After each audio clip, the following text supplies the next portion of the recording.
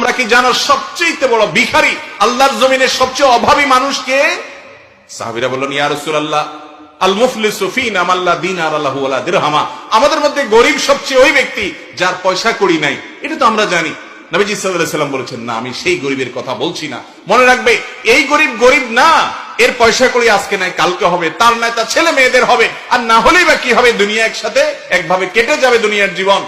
আসল অভাবী গরিব ভিখারি ওই লোক, যেই লোক দুনিয়াতে অনেক আমল টামল করে মোছে খুব, তাও দিয়ে আল্লাহর কাছে গেছে যে এত হজ করলাম, এত উমরা করলাম, এত ওয়াজ করলাম, এত নসিহত করলাম, এত মাহফিলে গেলাম, এত নামাজ কালাম পড়লাম, এত খতম কোরআন দিলাম, এত দোয়া দুরূদ পড়লাম, এত কান্নাকাটি করলাম, জান্নাত আল্লাহ আমার না দিয়ে যাবে কই?